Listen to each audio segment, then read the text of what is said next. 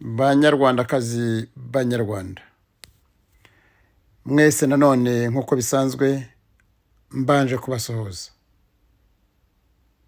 Ni Meja Michael Mupende wongera kubagezaho ikiganiro cyanyu nk'uko nakibateguriye. Mu ntangiriro z'iki cyumweru nagerageje kohereza ikiganiro cyanjye cy'igice cya kabiri kiri muri series nk'uko nari nabibasezeranije. Abenshi rero muri audience bakomeje gukomplaininga ko batacyumva. Ndabamenyesha ko nakurikiranye neza nkasanga ikiganiro nta kibazo kigomba kuba gifite, kuko abenshi batekerezaga yuko kinjiriwe nabo ndimo mvugaho nyine, ariko nasanze nta bushobozi bafite rwose bwo kugihagarika cyangwa kugisabota mu buryo ubwo ari bwo bwose. Bityo rero nsubiyemo kukibaha, kandi ngomba gukora uko bishobotse kose kugira ngo ibiganiro byanjye bitambuke. Uburyo ni bwinshi. Muri YouTube bimeze neza, nta kibazo kuko ikiganiro cyanjye kiri genuine. Rero abandi badashaka ko mbavugaho ntabwo ari bo, nta bushobozi bafite bwo kugihagarika. Nabibonye, nabigenzuye. Reka mbohereze iki nicyo ngera kugira ikibazo. Nzareba ibibazo muri uploading, muri settings, ariko naragenzuye nsanga nta gihari. So nibyo nashaka kubagezaho. Reka dukomeze, kandi sorry kuri ibyo byabaye, kugira ngo mwe kumva ikiganiro byarabarogoye, kugira ngo mukomeze uruhererekane rw'ibiganiro by'amateka yanyu nk'uko nibasezeranije. Iki kiganiro ndagitegurira mwebwe, cyane cyane urubyiruko rw'u Rwanda, kuko ni mwebwe Rwanda rw'ejo. Ibi turabikora kugira ngo tugire umurage tuzasiga. Intambara ndwana ni iyanyu, kubera yuko iyo ubuze amateka ntushobora kwimenya. Iyo unaniwe kwimenya ntabwo ushobora gutera imbere, kuko ugomba kwimenya kugira ngo umenye iyo werekeza. Ibi rero ndabivuga mbikuye ku mutima, kandi mbifitiye ubushake. Dore uruhererekane rw'abantu bishwe na system ya Kagame, abantu yisasiye turi ku rugamba kugira ngo atunganye inzira yo kujya ku butegetsi nta nkomyi. Ubwo butegetsi yari yaragambiriye kuzabubaho icyo gihe cyose kirekire gisa gityo. N'icyo gitugu mwese muruzi, n'izo gahunda mureba za Kagame zo kubaka dynasty, ikintu kiruta gikomeye kuruta n'ubwami bwavuyeho, ntabwo n'iby'ingoma za kera. Ariko Kagame arimo arabubakamo ubwami kuri ubu. Twagiye rero dukomeze mutega amatwi neza, mukurikirane n'isirizi zanze zikunze zizasohoka, kandi nabigambiriye. Ni ibintu nari ndimo nabwiye ko amakuru ntanga n'amateka ntanga birakomeye kuyabona, kubera impamvu n'abatekereje nyinshi. Abo twazibanyemo bose, abo twarwananye ziriya ntambara, twabanye muri izi struggles, ntabwo bafite ububasha bwo kuvuga, kubera ko bari mu gihugu cy'iterabwoba. Bose muri abaruzi ba colonel, ba generali, bose barasa n'abafungwa, abavuye mu ngabo n'abazirimo babizi. Abahunze nababwiye ko muri bake, turi bake bahunze, babaye muri iyo ntambara kuva kuri munsi wa mbere kugera ku nyuma. Banazi n'ibya Kagame byose. Ntabwo bamwe bashobora kubivuga, kubera ko bimwe na bimwe cyangwa se hafi byose by'ayo mateka mvuga babigizemo uruhare 100%. Murumva rero ko bikomeye kubona amakuru. dore ndakomeza na lisite y'abaguye ku rugamba, ndagerageza kugenda mvuga imyaka, ntabwo iri muri chronology, ariko biratuma abiciwe, ababuze ababo, imiryango, abavandimwe n'inshuti bamenya ababo bishwe na Kagame batishwe n'intambara. Yarapfuye Vedaste Kayitare wari senior officer icyo gihe, yishwe muri 1993, yazize Rwigema, azira Kagame yuko yamuziraga kuva i Bugande. Yarazi rero ko cyangwa yikekaga yuko igihe icyo ari cyo cyose azahorera uwari sebuja Rwigema, bari inshuti kandi babanye cyane, ndetse na Bunyenyezi bari inshuti ye. Aricwa Samu bya Ruhanga, nawe yazize Rwigema. Ibi byose ni ibibazo bya politike Kagame yateguriraga inzira ze, aba bose nicyo bazize nta kindi. Aricwa bya Ruhanga muri 1991 mu kwezi kwa gatandatu, arimbanyije arimo kurwana intambara yaremye iriya santimetero twese twirirwa turirimba. Iriya santimetero tuyikesha Samu n'abagabo batatu yari ayoboye, hasigaye umwe wenyine, Fred Nyamurangwa wayoboraga Yanki, na Kadafi Kazintwari uherutse gupfa wayoboraga Sierra, n'umugabo wapfiriye muri iyo mirwano witwaga Magezi wayoboraga Eko. Samu akaba yarapfuye rero ari operation commander, nangwa ayobora izo unit zose ari zinjiye muri segiteri ya Gishuro, zikaba zaraduhaye intango yo gutsinda intambara, ariyo santimetero mwumva bahora baririmba. Aricwa Kapitene Gahinda John, yapfuye muri 1991, azira kunenga ziriya mpfu za mbere zabanjirije aba bose no kunenga igitugu cya Kagame.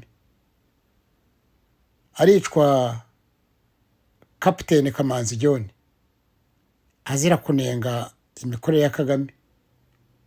Nizo mpfu zari zimaze gukurikirana, yari inshuti y'abayingana, nawe yishwe 91 atsindwa mu rugano. Gahinda amaze kuvuga yatsinzwe ahitwa mu Kaniga, bamutumye ngo ku ntambara iri fake. Samu bya Ruhanga nawe yaguye mu rugano ahitwa Karengere ku nzu ya Bishop.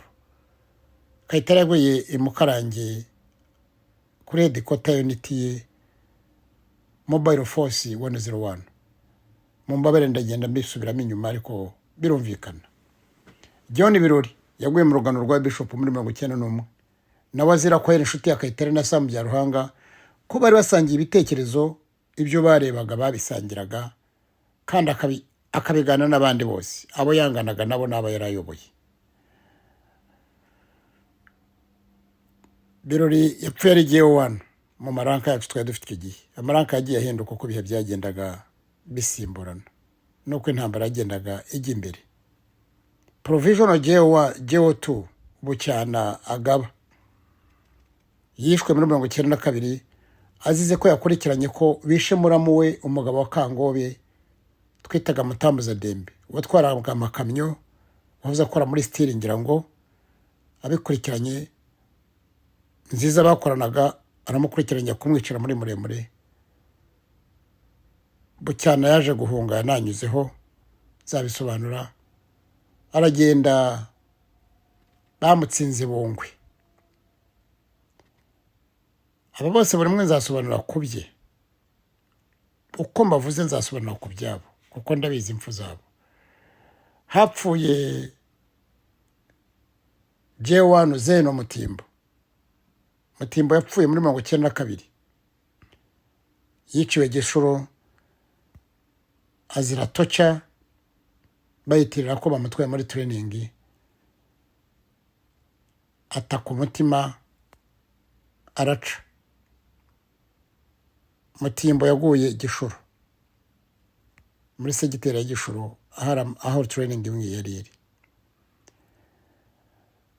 Aricwa senior officer Gashumba John muri 1993 yishwe na mine hariya Bungwe. Yavuye avirirana yaje kugwa muri sick bay ya Rubaya, nawe namubonye, naramubonye imbere gato yuko apfa. Nzamuvugaho nawe nzamusobanura abe mumenye uko yaba yarapfuye, uko byabagendekeye, uko byamugendekeye. Aricwa Hassan Mwongeri, inshuti yanjye, yapfuye 1993.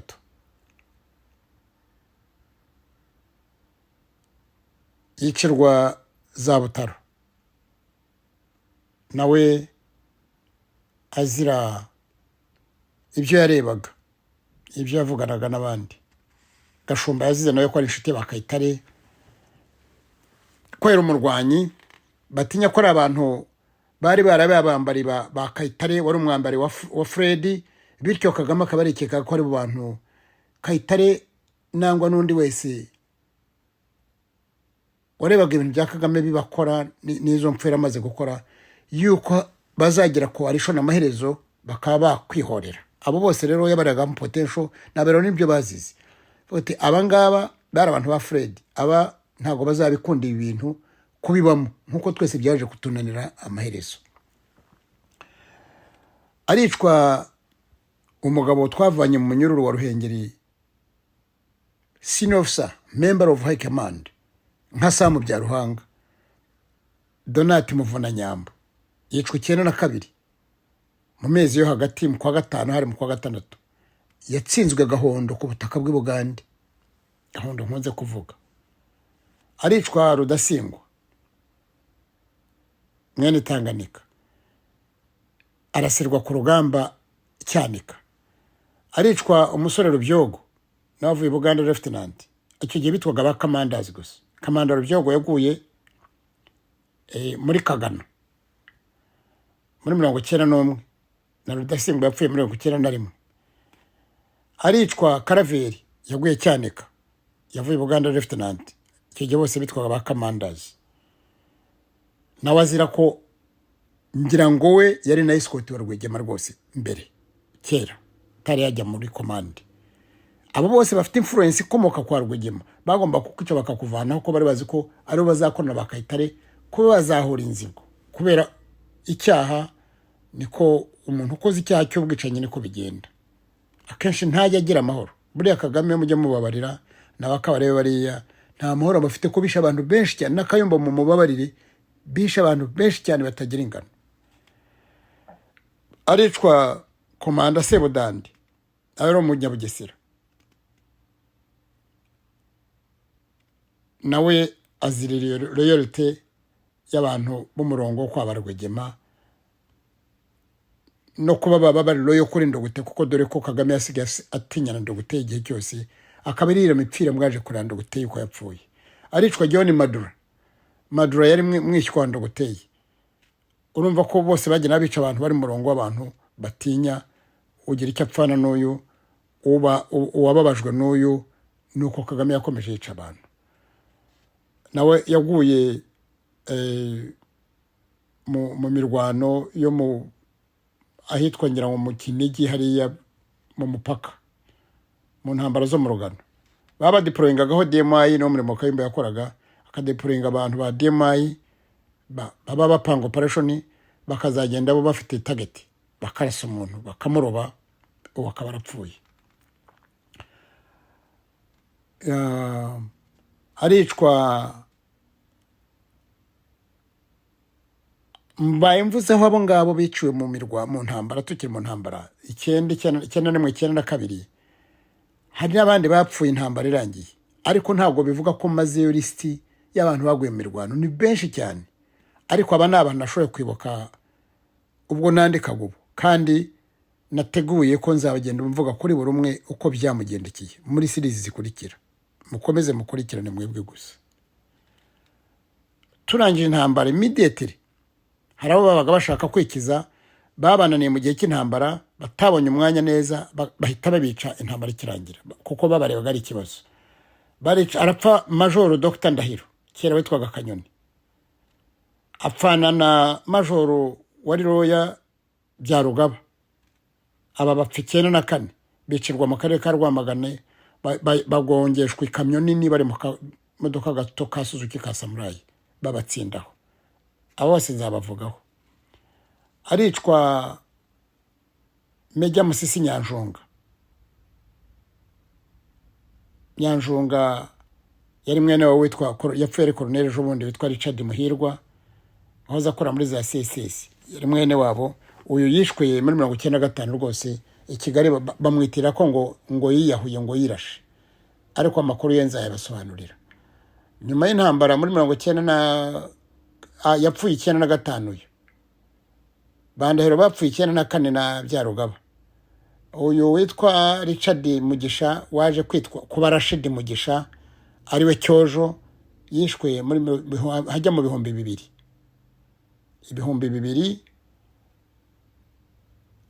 yicishwe urushinge rw'uburozi bamwiciye i Kanombe. Aricwa Captain Serwada yishwe muri za 90 ngira ngo na 7 n'umunani, bamwiciye pfiyo za Bukora yishwe na Dodo. Bukora ni muri Kibungo. Aba bantu bose mbabwira buri umwe nzajya namuvugaho muri series zikorera ku muhumure, muzumva amakuru yabo yuko bapfuye. Ndabizi abantu barabatera batsiko. Aricwa umusore Lieutenant Dani Kinyata uradimini wa certification nanone Bukora epfo kwa Dodo, yishwe ahajya muri za 99 ishira 99. Aricwa Wilson Shabani Rutayisire Lieutenant Kano ubwo twari muri leta, yishwe muri 2 atsinzwe Kongo yubari baramwohereje kujya bamwicireyo, kuko buryo bafite aho bakoherezaga kujya kwica bimere neza cyane. Uyu nawe nzabivugaho n'ibyabaye ku munsi wo kumuhamba byambayeho. Baricwa abantu benshi, baricwa abagabo ba Exfar bose bavuye muri za Kigeme group, n'abaje bizanye na nyuma bava no mu mashyamba ya Kongo. Bose abantu bayishwe ni benshi, nzagenda mavugaho na malisti basobanureho. Banyarwandakazi rero, murumva iriya ngoma ya Kagame ikintu kibesheho kitunze no kumena amaraso gusa, nta kindi. Ubu ngubu rero niyemeje kujya nashyira malisti hanze kugira ngo mfasha babo tuganyane, twibuka aba bantu bacu bose bishwe n'iriya ngoma y'igitugu ihora ibeshya abantu. Urubyiruko rw'u Rwanda bakaba barabahunitse ibinyoma, bakaba ari nka fake, kubera ko nta kintu na gitoya bafite mu mitwe yabo. Ibintu byose bafite ni nk'ibihu, kubera ko nta kintu kizima kiri mu mitwe wabo. Birakomeye rero, birambabaza, bibabaje n'aba bose babyumva twasangire ziriya ntambara, bumva ibyabaye byose n'amateka y'u Rwanda yose yarabaye ibinyoma. Nanone rero mbashimiye mwese kuba mwumvishije iki kiganiro mukagitega amatwi kugeza nsoza. Nanone muri comments zanyu muzamenyeshe uko mwumva iki kiganiro kigiye gusohoka uyu munsi. Ngaho rero naho butaha mwese murabeho.